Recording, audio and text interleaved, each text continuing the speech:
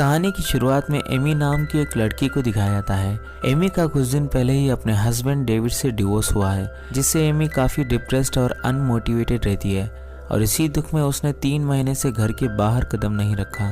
Amy की mom Ruth जो एक हाउसवाइफ है और उसके डैड स्टैन जो एक लॉयर हैं, वो एमी को उसके छोटे भाई नोआ के घर लेकर जाते हैं, जहां एमी के डैड स्टैन की अपने एक क्लाइंट लैरी से मीटिंग होने वाली है।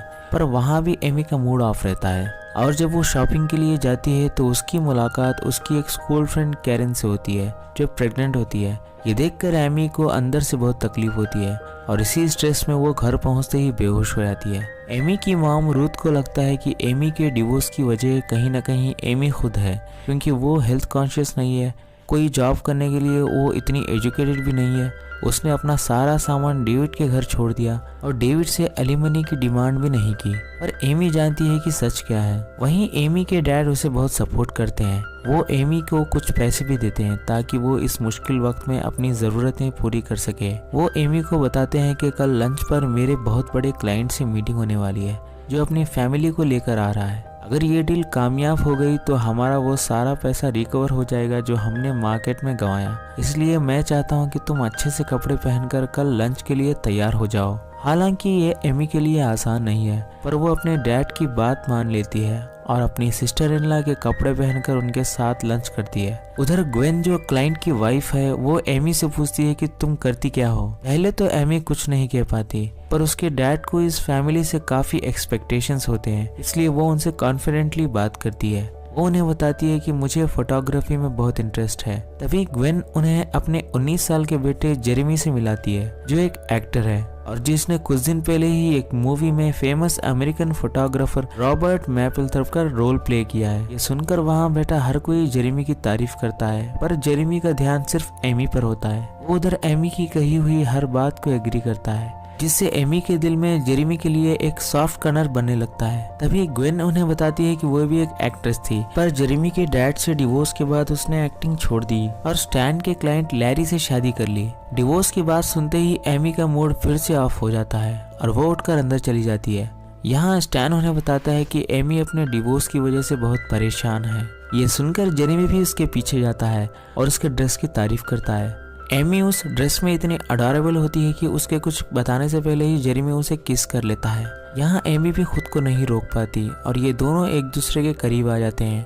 तभी जेरेमी की मॉम ग्वेन की आवाज़ सुनकर एमी छुप जाती है। अगले दिन सुबह एमी जल्दी उठ जाती है और ये देखकर एमी के डैड चौंक जाते हैं। दरअसल एमी की जिंदगी में कल से कुछ बदलाव आया है और ये बदलाव जेरेमी की वजह से है, जिसने उसका ध्यान अपनी तरफ खींचा।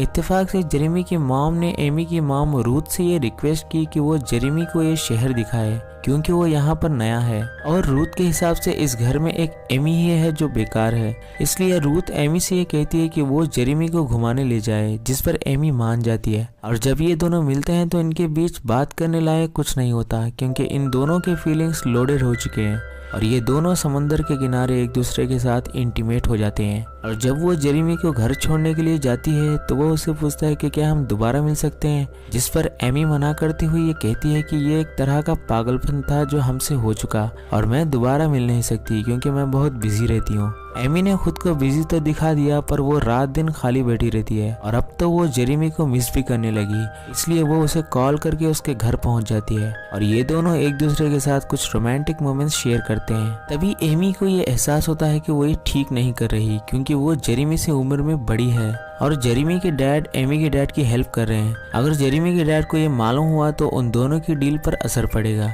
जेरेमी उसे बताता है कि मेरा इससे पहले भी अपनी एक टीचर के साथ अफेयर रहा है और जहाँ तक मेरे स्टेप डैड की बात है, मेरा उनसे कोई रिश्ता नहीं है। पर एमी उससे कहती है कि मैं अपने डैड से कोई बात नहीं छुपाती, क्योंकि वो एक ही हैं जो मुझे समझते हैं और मैं उनका भरोसा नहीं तोड़ सकती। यहाँ जेरेमी उसे प्रॉमिस करता है कि उन दोनों के बारे में किसी को पता नहीं चलेगा। धीरे धीरे ये दोनों अपने दिलों में दबी कुछ खास बातों को एक दूसरे से शेयर करने लगते हैं। जेरेमी उसे बताता है कि एक बार मुझे गे का रोल मिला और उस रोल को करने में मुझे बड़ा मजा आ रहा था, इसलिए मैंने मॉम से ये कह दिया कि मैं गे हूँ। तब से मॉम मुझे लेकर काफ़ी केयरिंग रहने लगी। ड्रामे के दिन उन्होंने अपने सारे दोस्तों को बुला लिया। जैसे ही ड्रामा ख़त्म हुआ तो मॉम उठकर ताली बजाने लगी। हालांकि मैं उस वक्त नंगा खड़ा था और ये मेरे लिए बहुत एम्बैरेसिंग मोमेंट था, पर मैंने कभी मॉम को इतना खुश नहीं देखा। कभी कभी आसान होता है ये दिखाना कि लोग हमें क्या देखना चाहते हैं, पर हम कैसे रहना चाहते हैं ये कोई देखना नहीं चाहता, कोई जानना नहीं चाहता। वहीं एमी अपने डिवोर्स का कारण बताते हुए यह कहती है कि मैं और डेविड दोनों बहुत खुश थे। फिर मेरी फ्रेंड ने डेविड के साथ मिलकर मेरे लिए एक सरप्राइज प्लान किया और ये सरप्राइज ये था कि डेविड ने मुझे छोड़ दिया और मेरी फ्रेंड को अपना लिया। इसमें कहीं ना कहीं मेरी ही गलती थी जो मैंने अपनी फ्रेंड को डेविड से मिलाया। यहाँ जेरेमी उसे समझाता है कि इसमें तुम्हारी कोई गलती नहीं है क्योंकि तुम्हारा दिल साफ था। अब ये दोनों एक दूसरे के बेहद करीब हो चुके हैं, एक दूसरे को अच्छी तरह समझ चुके हैं। जेरेमी का साथ पाकर एमी बहुत खुश है, वो डेविड को भूलने लगी है और इस बदलाव का असर ये हुआ कि वो अपनी मॉम के साथ सुबह वर्कआउट के लिए जाती है, जिससे उसकी मॉम भी बहुत खुश है। एक रात जब ये दोनों स्मोक कर रहे होते हैं तो एमी देखती है कि जेरेमी खांस रहा है, जिससे वो उसे कहती है कि तुम स्मोक मत करो और आगे से मैं भी नहीं करूंगी। जेरेमी उसे बताता है कि मेरे अगले ड्रामे में मुझे एक चेन स्मोकर का रोल प्ले करना है जो मैं करना नहीं चाहता। दरअसल मुझे एक्टिंग से नफरत है क्योंकि मैं नहीं चाहता कि मुझे कोई ये बताए कि मुझे क्या कहना है, क्या करना है और कहाँ खड़ा रहना है, और आखिर में लोग मेरे लिए ताली बजाते हैं जैसे कि मैं छोटा बच्चा हूँ जिसने टॉयलेट यूज़ करना सीख लिया। ये सुनकर एमी उससे कहती है कि अगर तुम्हें नहीं पसंद तो तुम मत करो क्योंकि ये किसी और की लाइफ नहीं है बल्कि तुम्हारी लाइफ है। दरअसल एमी के कहने का मतलब ये है कि उसको डेविड सही नहीं लगा तो वो उससे दूर हो गई और आज किस्मत ने उसको जेरेमी से मिलाया जिसके साथ वो बहुत खुश है।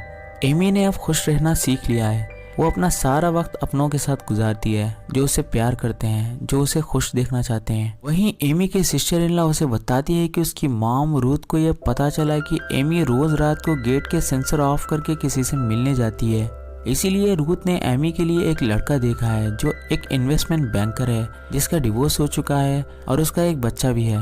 पर एमी को इसमें कोई इंटरेस्ट नहीं होता क्योंकि उसकी लाइफ में अब जेरेमी है। एक रात इन दोनों को पूल में मजे करते हुए जेरेमी की मॉम देख लेती हैं, जिससे एमी घबराकर वहां से वापस आ जाती है। जैसे ही वो घर पहुंचती है तो उसका सामना उसके डैड से होता है। वो उससे कहते हैं कि जेरेमी के डैड मुझे क्लाइंट्स दिलवाने में मदद कर रहे हैं, इसके बाद हमारा यह घर जो गिरवी पड़ा है वो हमेशा के लिए हमारा हो जाएगा और इसके बाद मैं रिटायरमेंट ले लूँगा। दरअसल माँ बाप की जिम्मेदारी तब तक पूरी नहीं होती जब तक वो अपने बच्चों को सेटल ना देख लें। ये सुनकर एमी सहम जाती है क्योंकि उसकी और जेरेमी की पोल अगर जेरेमी की मॉम ड्वेन ने खोल दी तो एमी के डैड के सारे सपनों पर पानी फिर जाएगा। इसी बीच उसे डेविड फोन करके साइन किए हुए डिवोर्स पेपर्स मांगता है, जिस पर एमी के फीलिंग्स को चोट पहुंचती है क्योंकि कहीं ना कहीं एमी को यह लग रहा था कि उसके और डेविड के बीच सब कुछ ठीक हो जाएगा। अब एमी को उसके सबसे बड़े डर का सामना करना पड़ता है। दरअसल इसी वक्त जेरेमी उसके घर आ जाता है। वो एमी से कहता है कि मैं अपनी मॉम को हमारे बारे में कुछ नहीं बता पाया और यहाँ भाग आया। अब वक्त आ गया कि हम इस रिलेशनशिप के बारे में उनको बता दें कि हम दोनों एक दूसरे से प्यार करते हैं। एमी कहती है कि कैसी रिलेशनशिप, क्या बात कर रहे हो, क्या जानते हो तुम मेरे बारे में, बल्कि तुम खुद को देखो, तुम 19 साल के हो, क्या जानते हो तुम रिश्तों के बारे में, दुनियादारी के बारे में।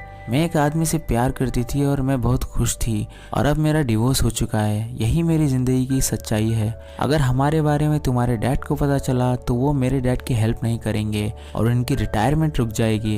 मैं अपनी खुशी के लिए अपने डैड को तकलीफ में नहीं देख सकती। जेरेमी कहता है कि मुझे पता नहीं था कि तुम मुझसे ज़्यादा डरपोक हो। ये कहकर वो वहाँ से चला जाता है। जेरेमी के जाने के बाद एमी बहुत रोती है, अब वो लाचार हो चुकी है। उसे इस बात का एहसास है कि उसने जेरेमी का दिल तोड़ा, पर उसके डैड की खुशी के आगे उसके लिए कोई रिश्ता मायने नहीं रखता। अगले दिन रूथ उसे कन्विंस करती है कि वो उस लड़के से मिले जो एक इन्वेस्टमेंट बैंकर है, जिसके बारे में एमी की सिस्टर इन लॉ ने उसे बताया था। एमी ना चाहते हुए भी उस आदमी से मिलती है, पर वो उसे बहुत क्रीपी लगता है। वो सिवाय खाने के कुछ और बात नहीं करता और जाते समय वो उसे अचानक किस करके ये कहता है कि तुम इस ड्रेस में काफ़ी अडोरेबल लग रही हो, इसलिए मैं खुद को नहीं रोक पाया।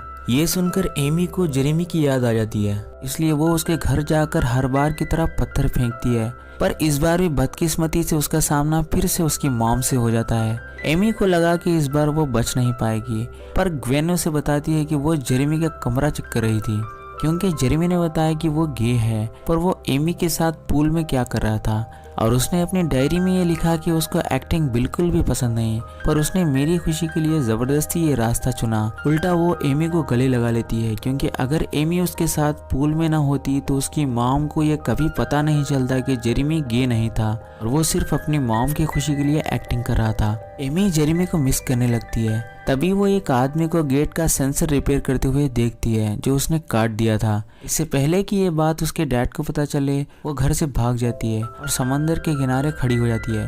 दरअसल एमी की लाइफ में एक ऐसा मोड़ आया है जिसमें वो एकदम अकेली हो चुकी है। उसे एहसास हो चुका है कि एक जेरेमी ही था जो उसको समझ सकता था, पर उसने जेरेमी के फीलिंग्स को नहीं समझा, जैसे डेविड ने एमी के फीलिंग्स को नहीं समझा। ऐसे वक्त में वो घर नहीं जाती। वो कैरन की थर्सडे नाइट पार्टी में ड्रंक हो जाती है और ये सारी बातें वो कैरन से शेयर करती है कि कैसे उसने जेरेमी के प्यार को ठुकराया।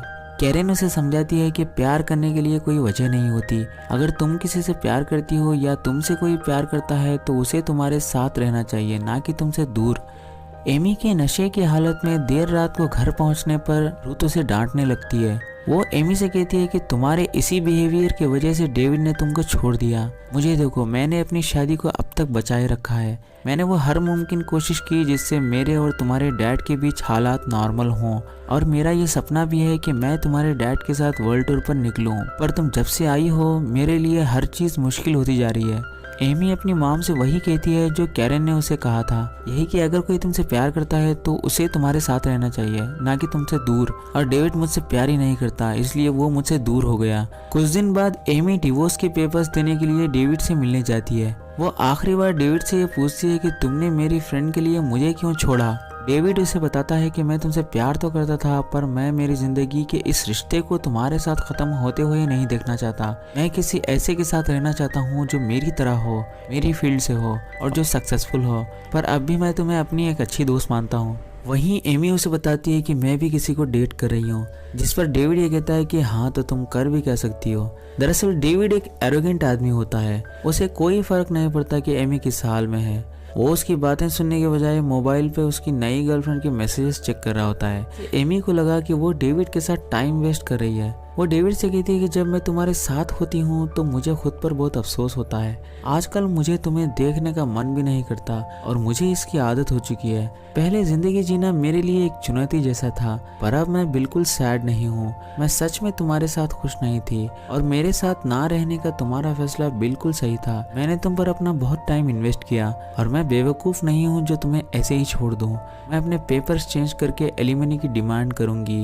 ये कहकर वो बड़ी बेबाकी के साथ वहाँ से निकल आती है और जब वो घर पहुंचती है तो वो देखती है कि उसके मॉम डैड ने रिटायरमेंट की पार्टी अरेंज की है, जिसमें जेरेमी और उसकी फैमिली भी इनवाइटेड है। जेरेमी और वो जैसे ही एक दूसरे को देखते हैं तो जेरेमी खुद को एमी से छुपाने के लिए एक कमरे में चला जाता है।